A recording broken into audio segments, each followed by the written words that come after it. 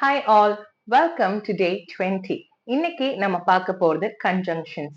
Conjunctions அப்படின்னா வந்துட்டு ரெண்டு வார்த்தைகள் இல்லாட்டி ரெண்டு வாக்கியங்கள்.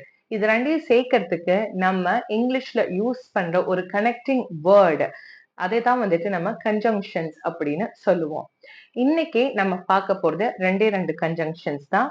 ஒண்ணு வந்து and, இன்னொன்னு வந்து but. and ஓட தமிழ் வார்த்தை மற்றும், பட் ஓட தமிழ் வார்த்தை ஆனால்.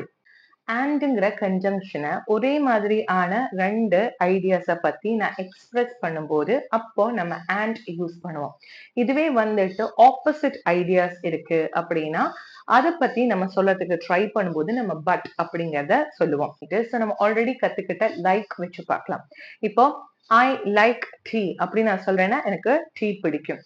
ஐ லைக் காஃபி அப்படின்னா எனக்கு காஃபி பிடிக்கும். ஸோ இப்போ இது ரெண்டுமே எனக்கு பிடிக்கும், ரைட்? அப்போ இது ரெண்டுமே வந்து ஒரே மாதிரியான விஷயங்கள். இதுவும் எனக்கு பிடிக்கும், இதுவும் எனக்கு பிடிக்கும். So you can say I like tea and I like coffee.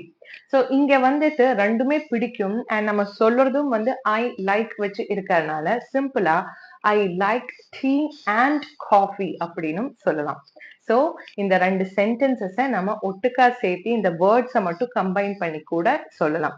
So இதுதான் நான் சொன்னது. கன்ஜங்ஷன்ஸ் அப்படின்னா ரெண்டு வேர்ட்ஸ் இல்லாட்டி ரெண்டு சென்டென்சஸை கனெக்ட் பண்ணதுக்கு நம்ம யூஸ் பண்ற வேர்டு அப்படின்ட்டு. இப்போ இந்த எக்ஸாம்பிள் பாருங்க. I like tea, I to not like coffee. So எனக்கு டீ பிடிக்கும் ஆனா எனக்கு காஃபி பிடிக்காது. நான் இது ரெண்டுமே வந்துட்டு ஆப்போசிட் ஐடியாஸ். ஸோ ஆப்போசிட் ஐடியாஸ்ல இருக்கும்போது you will not use and நம்ம இங்க யூஸ் பண்ணக்கூடாது. Instead but. ஸோ இந்த சென்டென்ஸ் எப்படி மாறும் அப்படின்னா I like tea but I to not like coffee. So எனக்கு டீ பிடிக்கும் ஆனா எனக்கு காஃபி பிடிக்காது. நான் ஒரு டீச்சர் மற்றும் நான் ஒரு சிங்கர். ஸோ ஐ ஆம் அ டீச்சர் அண்ட் ஐ ஆம் அ சிங்கர். இப்போ ஐ ஆம் அ teacher but I am not a dancer. So நான் ஒரு டீச்சர் ஆனா நான் வந்து ஒரு டான்சர் இல்ல. வேர்ப்ஸ் வச்சு ஒரு எக்ஸாம்பிள் பார்க்கலாம். He is singing and he is dancing. So ஒரு சிங்கர் அவர் பாடவும் செய்யறாரு, அவர் ஆடவும் செய்யறாரு. இதுவே அவர் ஆடல அப்படின்னா he is singing but he is not dancing.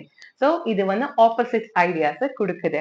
ஒரு விஷயம் பண்றாரு ஆனா இனி ஒரு விஷயம் பண்ண மாட்டேங்கிறாரு. அடுத்தது பாருங்க, லைக் அண்ட் ஹாவ் வச்சு ஒரு சென்டென்ஸ்.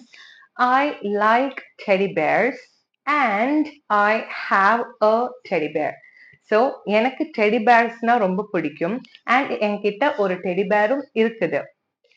இதே சென்டென்ஸை பாருங்க. I like teddy bears but I do not have a teddy bear. So எனக்கு டெடி பேர்ஸ் ரொம்ப பிடிக்கும் ஆனா என்கிட்ட ஒரு டெடி பேர் கூட இல்லை.